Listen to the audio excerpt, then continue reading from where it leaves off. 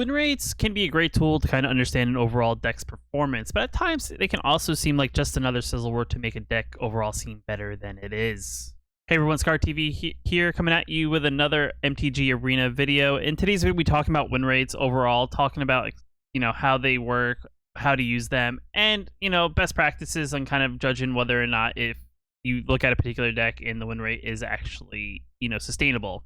With that being said, the first thing I want to do is give a special shout out to Bradley Jans for not only being a channel member of the channel, he's also my first channel member. It is one of those services that I do have on the channel that I don't really advertise too much, so him doing the extra step and becoming a channel member, is pretty cool. At the end of the day, I personally, as long as you guys watch my videos and like them, it means the world to me. If you want to support the channel, it is there as an option, but I don't really, like I said, advertise it as much. Now let's dive into the video and let's talk about win rates. So win rates overall are just a collection of your wins against your losses, and then that overall gives you an overall percentage of how many games, how well your deck overall performs.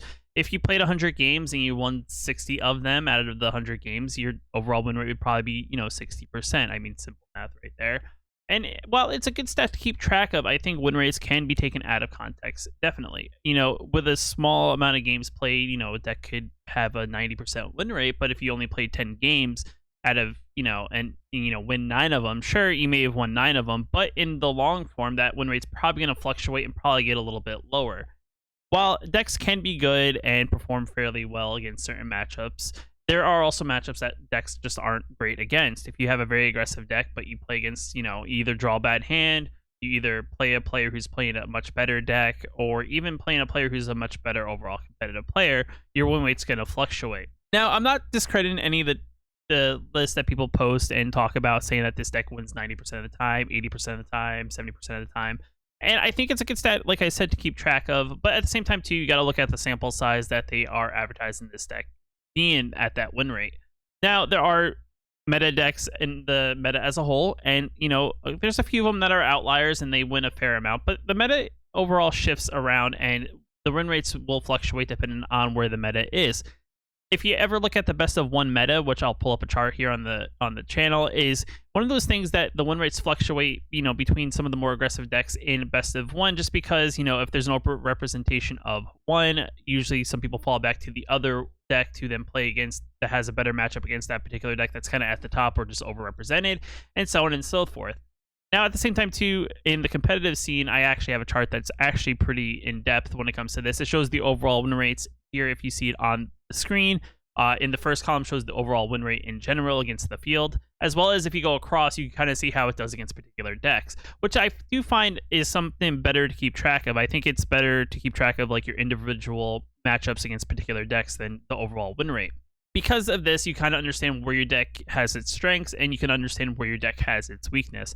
Now, in this chart, if you were looking at the overall win rates of everything, you can kind of see that there was one deck that kind of was the outlier overall. Sure, it was probably in the middle of the pack of representation in this data, for that weekend of tournaments.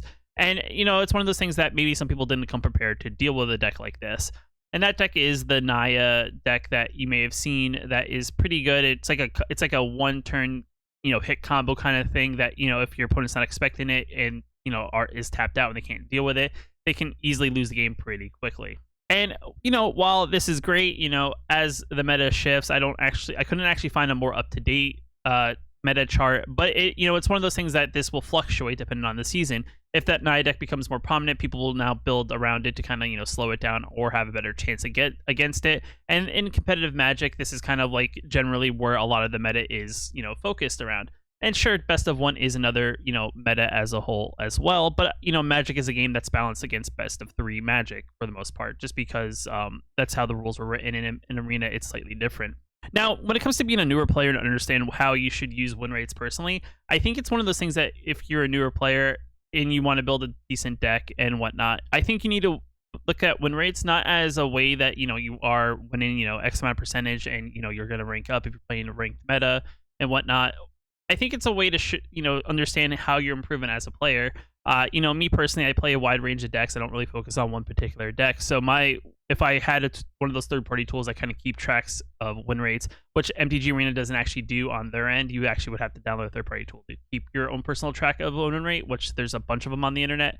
I think from the various different websites that cover, MTG, arena news and whatnot.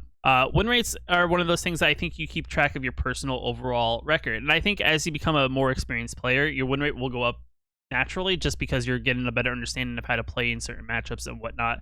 And, you get a better understanding of how the cards work. So I do think as being a newer player, I think it's personally better to use a win rate to kind of understand your overall performance in the game as a whole and kind of gauge on how well you're doing overall.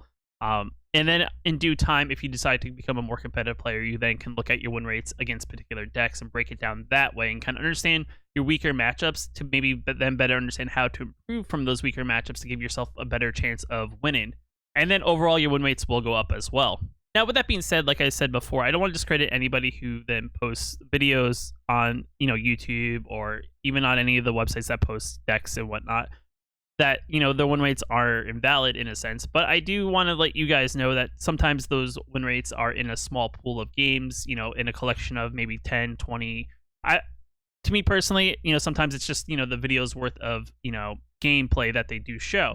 And like I said, it looks great and looks very, flashy when a win rate shows like 80%, 90%. But, Magic is a game that if there was a deck that truly was an 80 to 90% of the, win rate, everybody and anyone would want to play that deck because you'd only lose 10% of the time, which gives you the better chance to, win, which is definitely one of those things that there's no deck that really truly is a guaranteed win. Even against some of the stronger matchups for particular decks, there is still that probability that you could lose, especially if you draw bad, if you flood out, if you're just playing a player who may have who may be better skilled and kind of better understands how to counter your overall advantage. It's one of those things that this definitely can fluctuate. I mean, there's certain positions where certain decks do perform better than a lot of the other decks, but in those situations, this is usually where Wizards intervenes and they kind of analyze and look at those particular things, and that's why, MTG overall eventually does have bans.